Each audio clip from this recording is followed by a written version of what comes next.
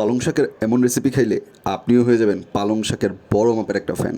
এবং এই রেসিপি যদি আজ পর্যন্ত না খেয়ে থাকেন তাহলে সিরিয়াসলি আপনি অনেক বড় একটা মিস করতেছেন।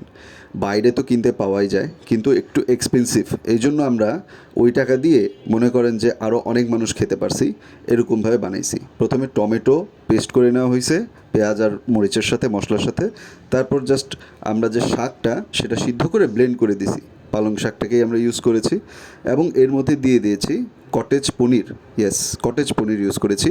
এই পনির কিন্তু ঢাকায়া পনির না, ঢাকায়া পনির কিন্তু গলে যায়, কটেজ পনির কিন্তু গলে না। আপনারা বিভিন্ন সুপার শপে এগুলো পাবেন। সাথে আমরা আমাদের পছন্দ অনুযায়ী কিছুটা মজারেলা চিজ একটু ছিটিয়ে দিয়েছিলাম।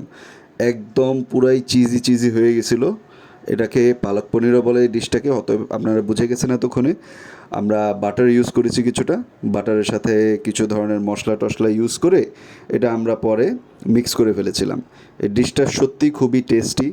অনেক বাচ্চারাই আছে শাক খাইতে চায় না, আবার অনেক বড়রাও আছে শাক বিভিন্ন ভ্যারাইটি আইটেম খুঁজে। তো এই জিনিসটা আপনারা ট্রাই করতে পারেন। আপনারা যেভাবেই খাবেন, সাদা ভাত দিয়ে খান অথবা পোলাও দিয়ে খান, এই ডিশটা কিন্তু খেতে খুবই মজা হয়। আপনারা কি এর আগে বাসায় বানিয়ে খেয়েছেন এটা, নাকি কোনো রেস্টুরেন্টে খেয়েছেন, এটা কিন্তু আমাদের সাথে শেয়ার করবেন কমেন্টে।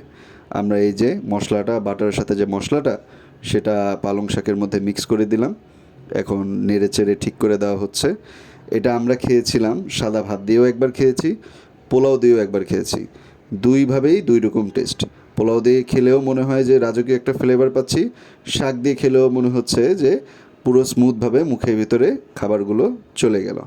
আমাদের ভিডিওগুলো যদি ভালো লাগে, আপনাদের কাছে একটা রিকোয়েস্ট যে আমাদের ইউটিউব চ্যানেলটিকে আপনারা সাবস্ক্রাইব করে দিন এবং ফেসবুকে যে পেজটা আছে সেটাকে ফলো করে দিন।